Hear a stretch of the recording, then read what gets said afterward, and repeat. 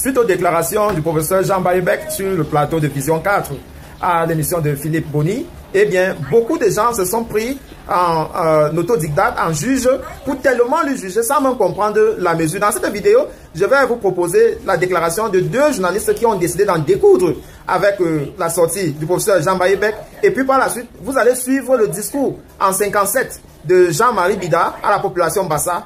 Suivez. Bien. C'est assez grave. Vous devez, vous de la presse, vous mettre en rang de bataille pour que plus jamais il y ait ce genre de Baïbek dans les plateaux de télévision. Alors, et c'est dommage. Depuis 2016, vous avez pris le Cameroun en otage en faisant croire et à croire qu'une fois que quelqu'un entre dans un parti politique, il est subitement un homme intelligent, sérieux, bien portant, capable de débattre sur toutes les questions de la République. Maintenant, vous êtes donc comptable. La troisième chose, peut-être qu'il manque de gens. Heureusement qu'à Camdis, chaque dimanche, on change. Vous allez constater que quelques majors parmi vos confrères, depuis 2016, ont les mêmes personnages sur les plateaux de télévision. Ça fait que les mêmes personnages qui sont là, c'est les mêmes qui sont dans les radios, ils se contournent, ils se tournent entre eux. À la fin, l'imposture ne dure pas longtemps.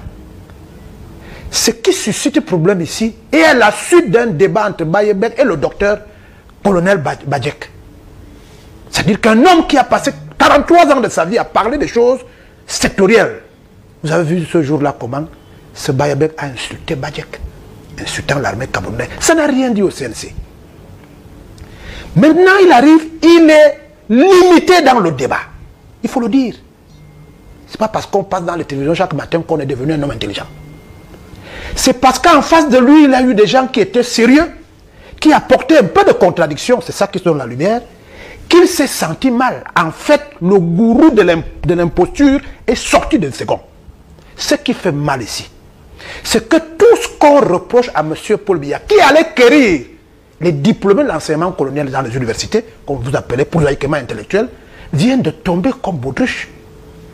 Je ne peux pas comprendre qu'un enseignant de haut vol des universités, plus grave encore un médecin, arrive à insulter son fils chien, alors qu'il sait très bien que le rôle principal d'une télévision, des médias, le rôle principal des médias, c'est un rôle didactique d'abord. Bon, c'est pas le procès du personnage. Ils non, sont nombreux, vous ne pouvez pas m'empêcher. C'est peut-être l'actualité qui fait le tour de la toile. La qualification et la capacité du personnage me fait pardonner les autres.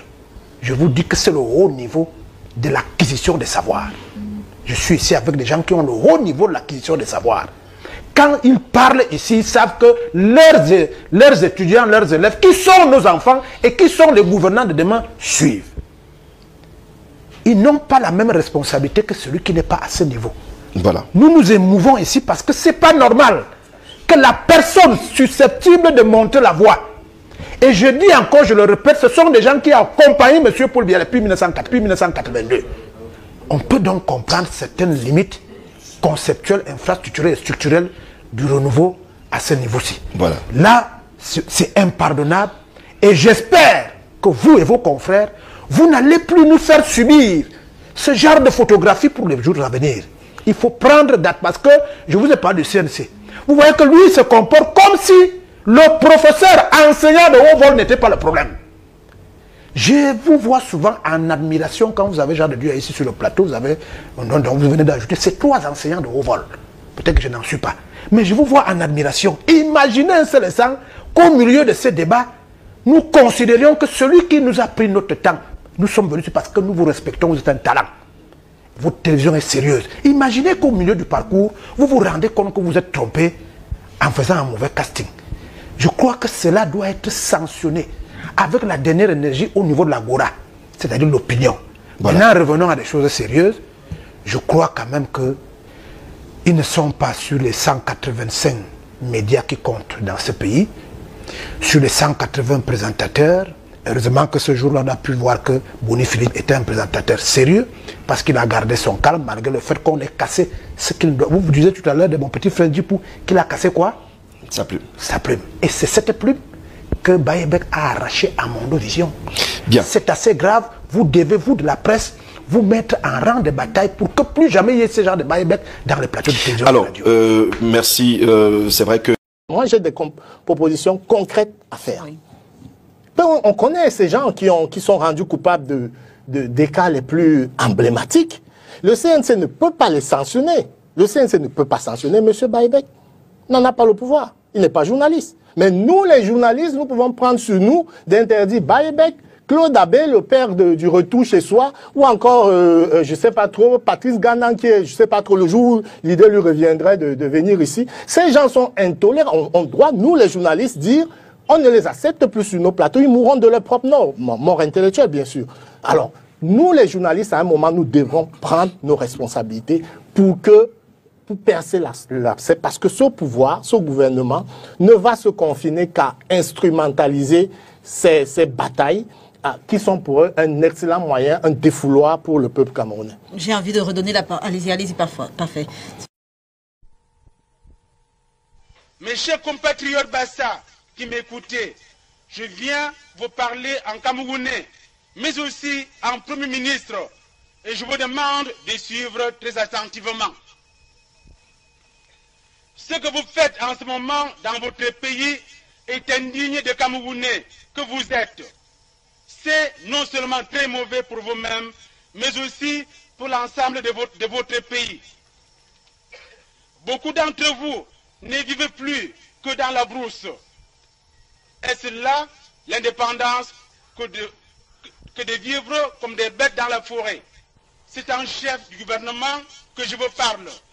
Et c'est au nom de ce gouvernement que je vous demande de rentrer dans vos villages, de reprendre vos activités comme par le passé, en cessant les assassinats et les tueries, les pillages et les incendies, et en sachant dire non aux mensonges des gens qui vous ont entraîné sur la mauvaise voie.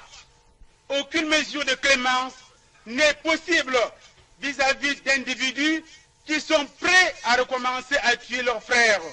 Et leur punition sera proportionnée à la gravité de leurs méfaits.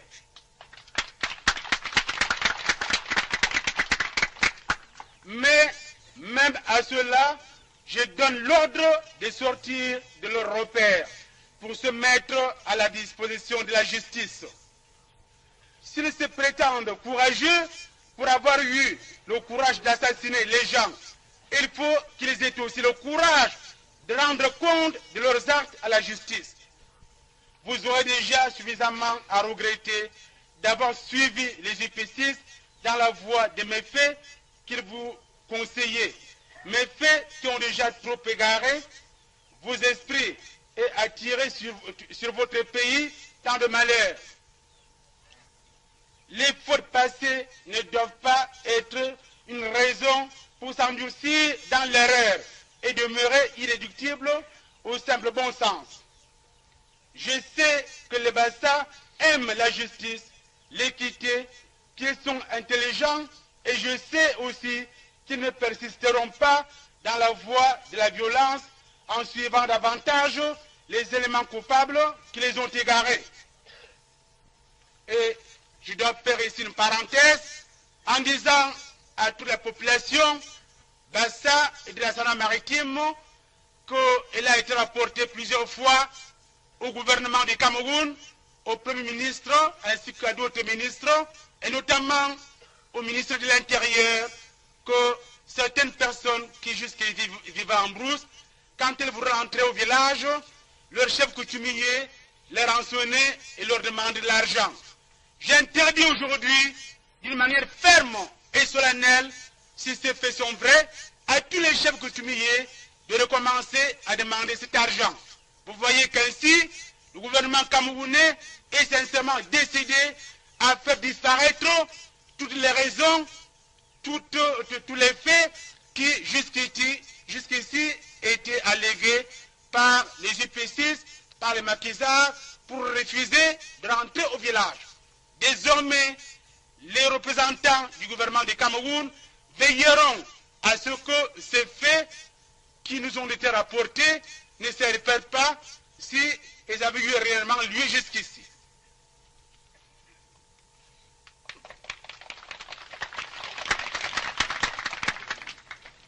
Quels sont les conseillers de votre chef du gouvernement?